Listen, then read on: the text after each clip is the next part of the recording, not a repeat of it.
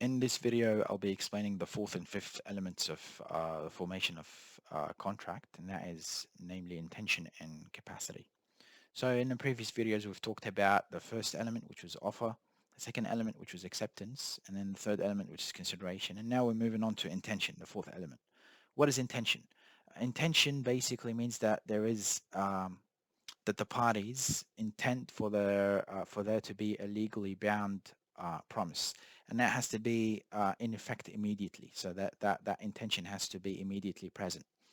I'll give you an example. Let's say, for example, that you and I decide to enter into a contract where I'm going to build a project for you, so a commercial project for you, and we agree that I'm going to do that next month, so in the future. So even though it's not immediate, so the action isn't immediate that I promised, there is that immediate intention for us to be bound, so for us to agree on that, on these conditions on the spot. And that's what's important when you're looking for intention. If there's no intention, then it means that there's no binding contract. And that's why intention is more important than a signature. So if the intention exists, so if you can prove that there is an intention between the two parties, yet there are no documents that have been signed, the contract is enforceable. How does the court decide whether there is intention or not? It does that through looking at the conduct of the parties, so the image that was created in the situation. And Lord Denning in Merit and Merit summarizes that in a beautiful way. So what he says that the court does not try to discover the intention by looking into the minds of the parties. So the court is not concerned with, figuring out exactly in their minds what the parties had.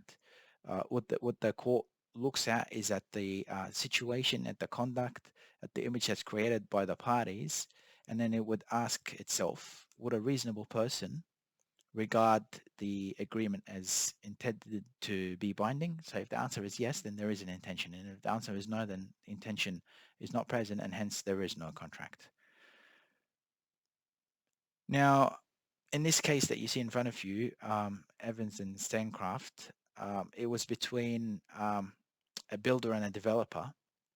And this issue arose where it was questionable whether there was a legally binding contract between the parties, even though they wanted a formal contract to later on be drafted.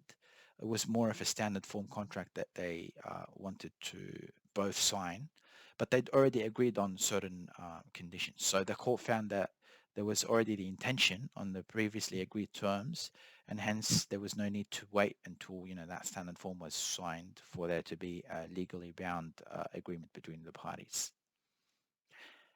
Generally speaking, there is a presumption in the law that promises that you make to family are not they lack the intention to be legally bound. So there is no intention to be legally bound when it's a family relationship.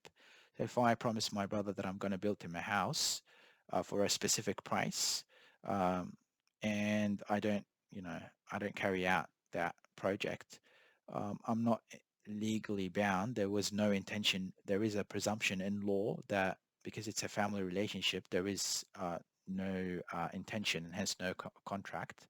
However, the party claiming that the presumption isn't present, so the party that wants to enforce the contract, they can rebut this presumption. They just have to prove it to the court. So the burden of proof would lie on that party that's claiming that there was a contract, and they need to overcome that presumption.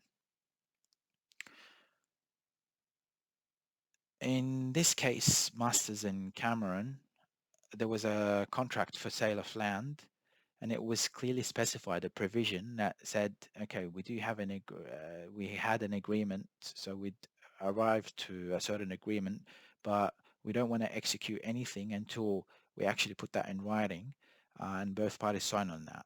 So the court held that the intention was not present. So even though they agreed, the intention even though it was mentioned in writing that there was an agreement, the agreement wasn't binding because of that specific clause or provision that mentioned both parties wanted to be bound legally only upon signing that additional contract that was created. So this is possible to do as well. You just have to make sure that the provision listed in the contract is it clearly specifies this. Now, the fifth element, the last element for formation of a contract is capacity. So what is capacity? It basically refers to the party's legal ability to enter a contract. And it's present because, for instance, there's a need to protect certain people who might not fully understand the consequences of the actions that they're doing. Specifically, people that are young in age, people with mental disabilities, or intoxicated people. So if you lack the capacity to enter into a legal agreement, even if you'd sign on an agreement and you found to lack that capacity, that contract wouldn't hold. Now, in New South Wales, people under the age of 18, they are only, if they do sign and if they do agree on a contract, they're legally bound. Um, so there is a contract that's formed in a situation where the contract was formed in their benefit. So if it were to benefit the individual that's below 18 years old, then the contract would be held to be enforceable. Otherwise, if it's in favor of the other party, so it's to the detriment of the young individual, so the person below 18, the law would deem the contract as non-enforceable. That final point, presumption that a contracting party has full capacity. So the law always assumes that if you enter into a contract, there is that presumption. And if later on this becomes an issue, then the party that alleges incapacity has to rebut this presumption. So they have to prove that capacity was absent at the time that the contract was established.